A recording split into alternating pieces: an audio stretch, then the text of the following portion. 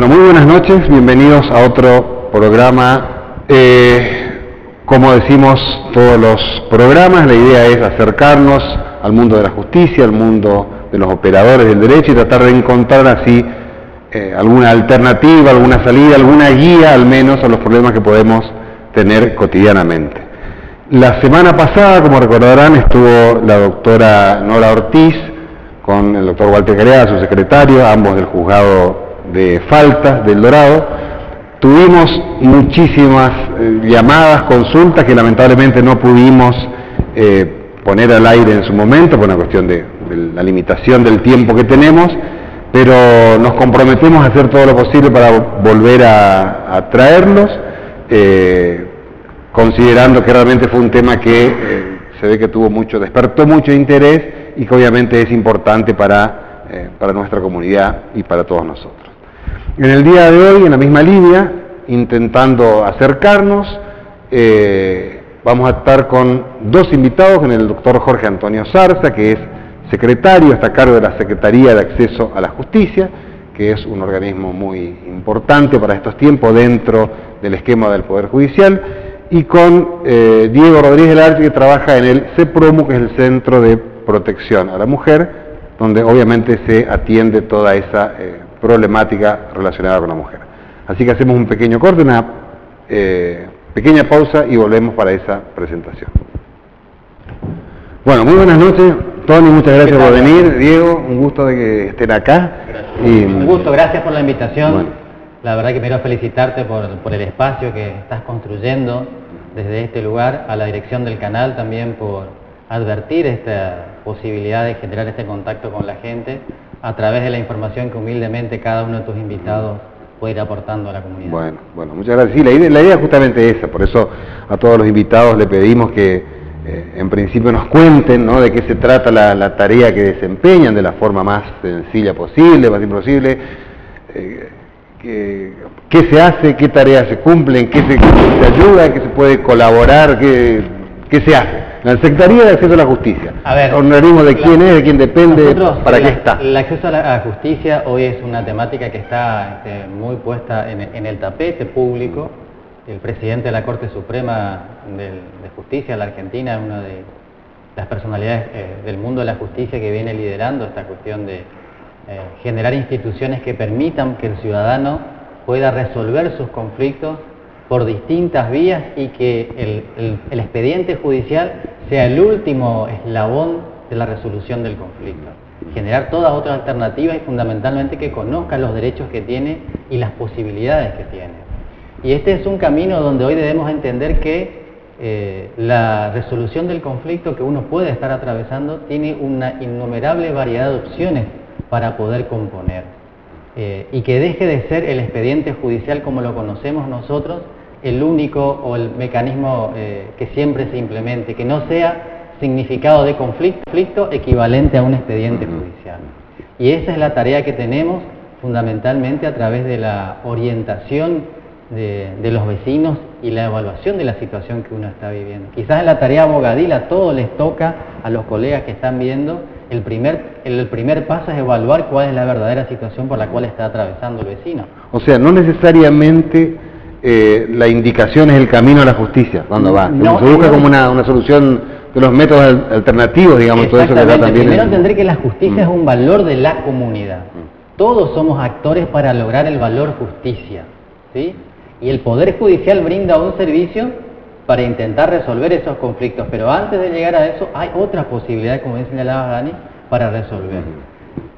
Podemos contar nosotros desde la Secretaría trabajos en los cuales se ha logrado componer los intereses de las partes en conflicto a través de ponerlo en atención cuáles son los derechos de cada uno y las obligaciones que tiene cada uno, lograr componer y evitar que eso se transforme en un expediente más con toda la carga que significa para el sistema judicial y para las personas. ¿Qué caso sería ahí, por ejemplo, Tony, de algo para entender en la práctica? Un caso concreto, sin mencionar nombres, por obviamente, supuesto, por la reserva, dos personas que tenían un conflicto derivado por la utilización de un ciclomotor y respecto a las derivaciones que había de quién había adquirido en definitiva el ciclomotor y quién lo estaba utilizando.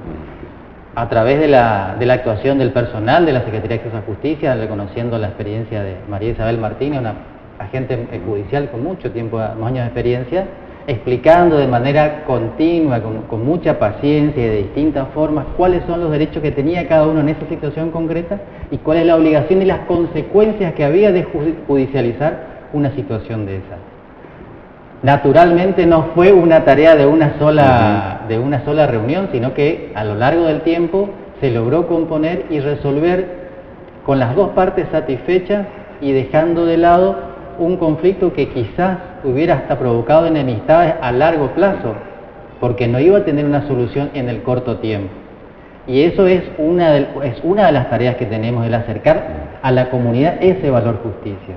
Una especie de mediación. Es una especie de mediación, pero acá lo que uno busca siempre es que el que concurre entienda que así como todos, porque todos que reclamamos nuestros derechos, pero miramos un costado nada más de la moneda y no vemos el otro lado de las obligaciones que tenemos. Ahí poniendo con claridad, como bien señalaba Dani, eso del lenguaje sencillo para que el que está siendo asesorado entienda la situación en la cual está. Siempre partiendo del concepto de la verdad. Debemos partir de eso.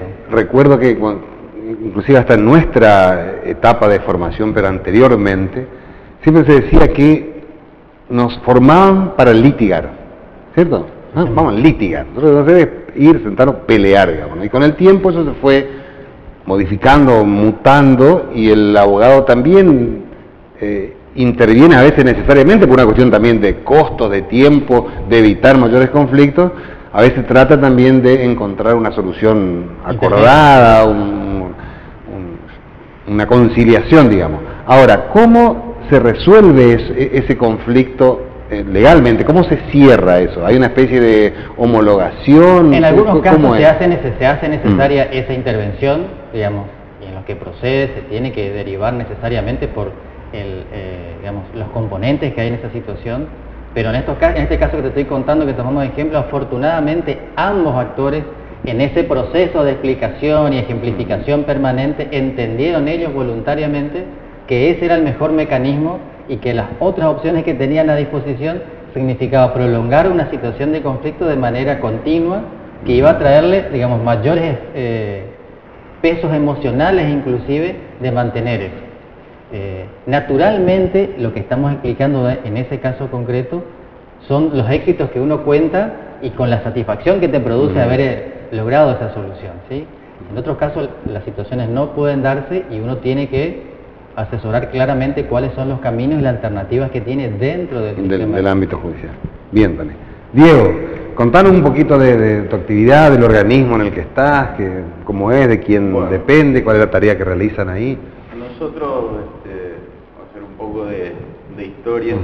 Esto comenzó hace 3 años y unos meses llevamos.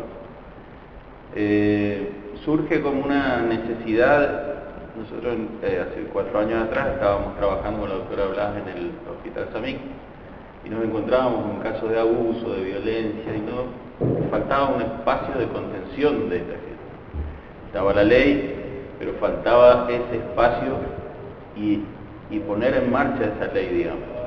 Entonces se creó la casa, se pusieron tenemos 3 psicólogos, una psicóloga social, una psicopedagoga, un asesor judicial también, y después una serie de administrativos dentro del espacio que trabajamos. Nuestro trabajo primero empezó... Es CEPROMO, ¿cierto? El nombre es Centro Provincial de la Mujer. Centro Provincial de la Mujer. Es un organismo que depende del Ministerio de Salud. Digamos, nosotros lo que hacemos dentro de CEPROMO es, cuando empezamos primero, iba a ser solamente para las causas judiciales. ¿Sí? Se iba a contener a las víctimas de violencia. Pero después vimos como que era necesario, en primer lugar, hacer conocer el lugar, y empezamos ahí a dar charlas a las escuelas. Y primero limitado al Dorado, después ya fuimos a 9 de Julio, a Santiago de Liniers, a Amado, a Piraí, se empezó a extender, hemos dado charlas hasta en Posadas, en toda la provincia se ha dado charlas sobre lo que es violencia, sobre la ley de violencia todos los tipos de violencia que hay, y después cuando íbamos en el devenir, digamos, en el camino, justo sale sale una estadística de la cantidad de jóvenes adolescentes que estaban embarazadas. Entonces también se empezó a dar charlas sobre salud sexual y problemática, para explicarle todos los beneficios que tienen en salud pública, cuáles son los métodos para que se cuiden. Entonces, se le da una charla sobre lo que es salud y sobre lo que es violencia y sobre lo que es salud sexual y reproductiva.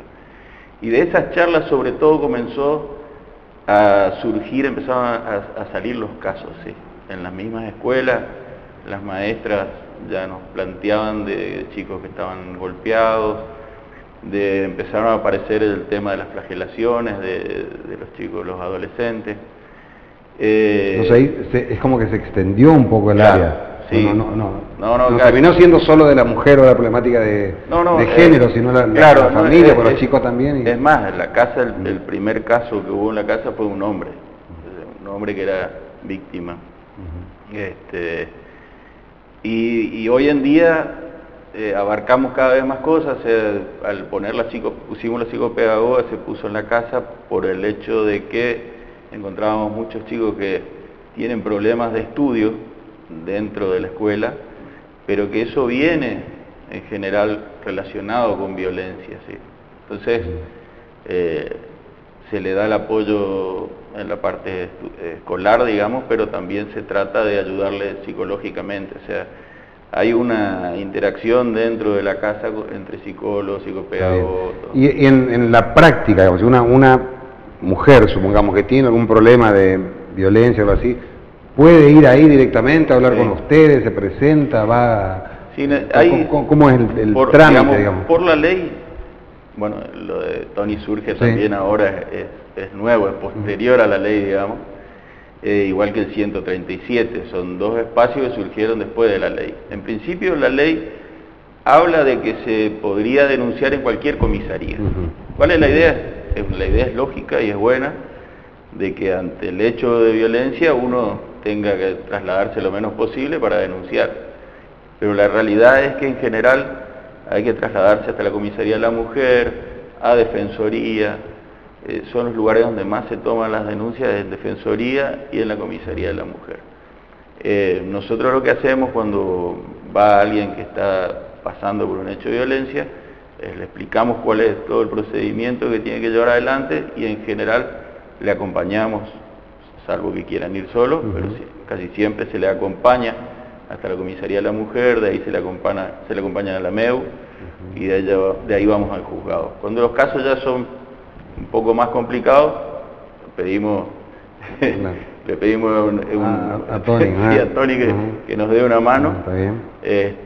Interactuamos también con lo que es el 137, con el Hospital Samig, con el municipio. Muchas veces esas mujeres que, digamos, hacen la denuncia, al excluirlo al hombre de la casa, no tienen de qué comer, digamos. Sí. Entonces, le pedimos al municipio la colaboración y a través de Acción Social se le da alimento a la gente. Entonces, se ha ido buscando siempre la solución y hoy en día ya está más aceitado, digamos, todos los mecanismos para resolver cada uno de los casos.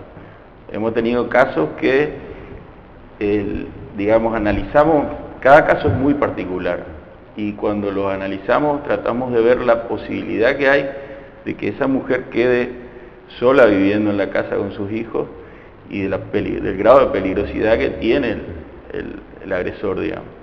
Ha habido un par de casos que nos ha parecido conveniente que se fueran directamente de la provincia o que se trasladaran dentro de la provincia con un familiar. Porque hay prohibiciones, digamos, después se violan las prohibiciones. Es que es imposible, digamos, que esté un policía en la puerta de cada una de las víctimas. La problemática esta nosotros volvemos a insistir cada vez que podemos. Acá estuvo con nosotros la jefa de la comisaría de la mujer en uno de los programas y realmente nos habló de y recuerdo los números, ¿no? del año anterior, o sea, del año pasado había 800 denuncias por violencia no solo de género, ya dijo, habló de violencia doméstica, ¿cierto? A veces son los chicos también víctimas. Y durante este año en curso, cuando estuvo ella, que debe ser un mes probablemente, ya había 200 denuncias, o sea, es una problemática importante. Sí. Y en ese caso, por lo que vos me decís, la tarea de ustedes no termina ahí en la denuncia, ¿cierto? Hablaba de la contención, apoyo, claro, que hay nosotros psicólogos. continuamos, a nosotros nos mandan desde el juzgado, desde acceso a la justicia, desde la comisaría de la mujer, es decir, los que van y denuncian en la casa ya tienen turno inmediatamente. Hay otros casos que vienen desde otras instituciones a la casa y ahí se le da el turno y comienza todo el tratamiento. El nuestro es más a largo plazo, digamos. Pero lo importante es, digamos, el seguimiento de cada uno de los casos que se presentan. Justo hoy, hace un año, ocurrió el femicidio acá en El Dorado de Paulina Portillo, y bueno, los chicos esos estuvieron en tratamiento. En diciembre justamente se les dio un alta provisoria, digamos, hasta que si ellos necesitan, a todas las personas que asisten a la casa, llega un momento que si la psicóloga ve que están bien, les da un alta, pero si ven la necesidad de volver, vuelven. Nosotros estamos hoy conteniendo a 1.180 familias más o menos, pues son familias enteras, no se trabaja solo con la víctima, sino con toda la familia. ¿Y esas familias son las que tienen o tuvieron una problemática de violencia? Sí. ¿Son todas de violencia? Y algunas de violencia, otras, en general sí, son de violencia, hay muchos abusos también, tenemos 160 casos más o menos de abusos. La dirección, digo, de la casa, ¿nos podés decir? Así también le pedimos a producción que nos ponga en el Zócalo. Para que la gente va a ubicar más rápido. En la avenida San Martín ahora nos trasladamos al kilómetro 3, nosotros antes estábamos acá en el kilómetro 10. Como había que arreglar la casa y teníamos que cerrar por 2 o 3 meses, nos fuimos a lo que era el hospitalito en el kilómetro 3, el Garde. Estamos ahí ahora instalados. Dentro de las mismas instalaciones en el hospitalito. El hospitalito, bien. En el hospitalito. Lo que era el viejo hospitalito, lo arreglamos, lo pintamos y lo pusimos en marcha. Ahí están, ¿qué hora? ¿La mañana? ¿Tiene un horario? Estamos de las 7 de la mañana hasta las 5 de la tarde, horario de corrido. Horario corrido, bien. Sí. Y hay psicólogos a la mañana y a la tarde. Bien. En eso, Dani, sí, ¿me permitís? Sí, por supuesto. La estadística, al menos que tenemos nosotros en nuestra secretaría, nos muestra que el 40% de la atención que nosotros hacemos está vinculada a la cuestión familiar. Y esto implica lo que contaba Diego, el trabajo interrelacionado que tenemos que tener las instituciones.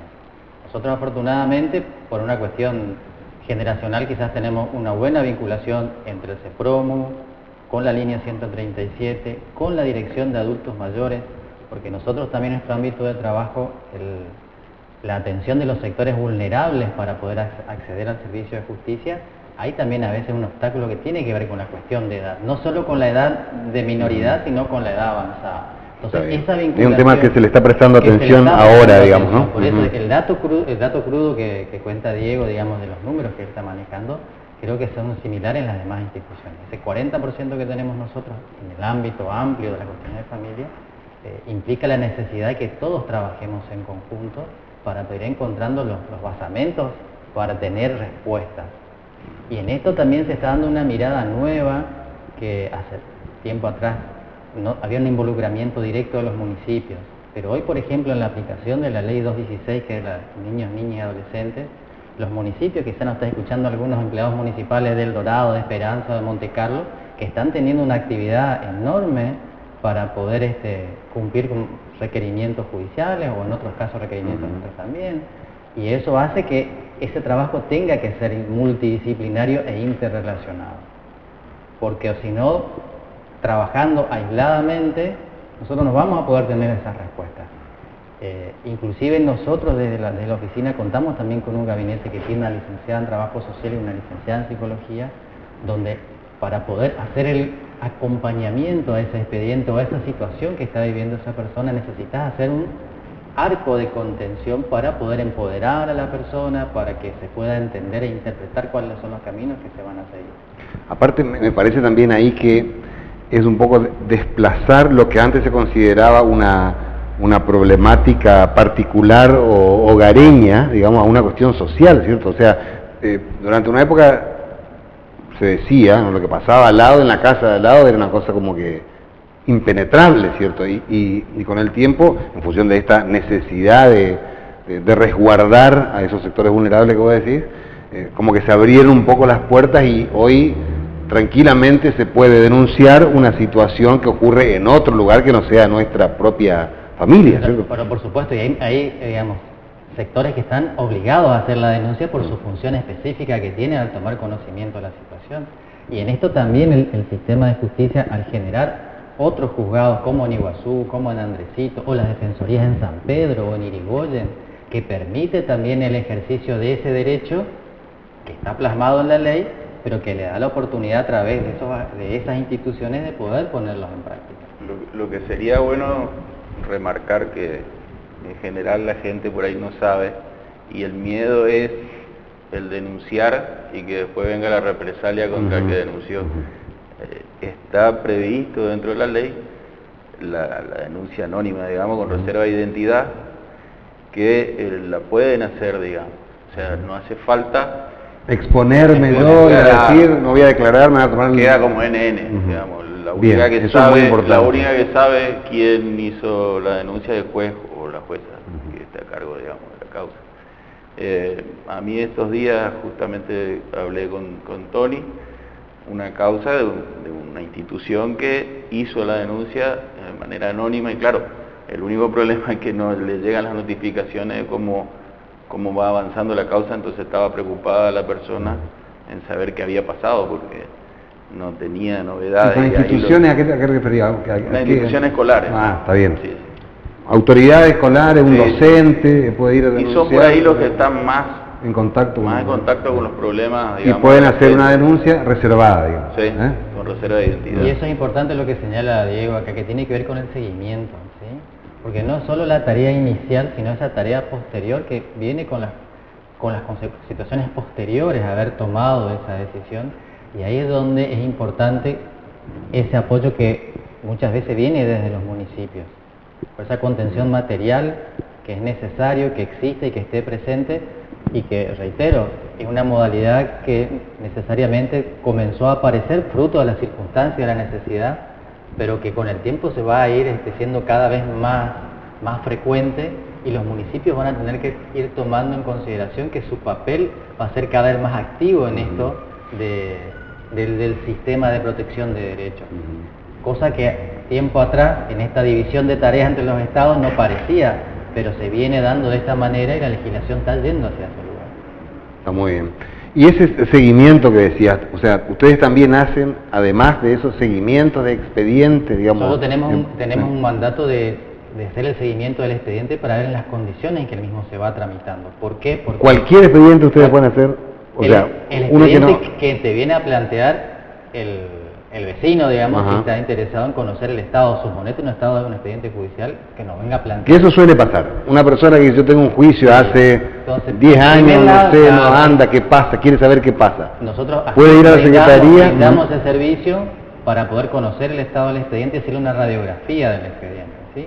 En muchísimas oportunidades a veces pasa que, típico caso, se libra un oficio porque se inició algún tipo de actividad y el oficio lo tiene que ir a retirar del expediente y poder hacer la gestión de llevar. Y a veces, en muchas ocasiones, a veces esos expedientes están detenidos en el tiempo por esa simple acción. Se le explica bien al vecino lo que está pasando y que tiene que llevar ese oficio, que está ordenado, está aprobado, está numerado, pero todavía no se llevó desde la oficina del juzgado hacia el lugar donde tienen que brindar la información. A veces son cuestiones que parecen, para los que están informados, parecen mínimas, digamos, pero para el justiciable que desconoce el funcionamiento del sistema, le provoca una ansiedad porque no está conociendo por qué está en la situación que está. Sí, yo creo que ahí también está en nosotros mismos que trabajamos en la justicia, con la justicia, el acostumbramiento, mal acostumbramiento a tiempos que realmente no son lo de la gente, lo que la gente necesita. O sea, nosotros nos acostumbramos a que un juicio sea rápido si salen 3 años, digamos. Entonces, bueno, es bueno saber y poder informar que también alguien que tiene un expediente en trámite, que está en marcha, en cualquiera de los juzgados del Dorado, ¿cierto? En cualquiera de los juzgados, sí. De acá, bueno, puede ir a la Secretaría de Acceso a la Justicia y para averiguar sobre el estado del expediente, si está bien, si eso está calma parado. Mucho la ansiedad, calma mucho la ansiedad respecto cuando uno hace una explicación, digamos, por hacer la radiografía del expediente, el expediente está bien tramitado, viene bien, esta cuestión había que eso calma mucho la ansiedad porque también se trata de hacer la explicación lo más sencilla posible para que el ciudadano entienda. Por supuesto, como vos bien planteás con la cuestión de los tiempos, cuando el presidente del Superior Tribunal estuvo acá, que realmente profundizaron esa cuestión, la necesidad de la modernización y la implementación de las nuevas tecnologías, que seguramente son los pasos posteriores para ir acomodando este siglo XXI a las prestaciones del servicio. Y esa es una demanda concreta que existe. Está bien.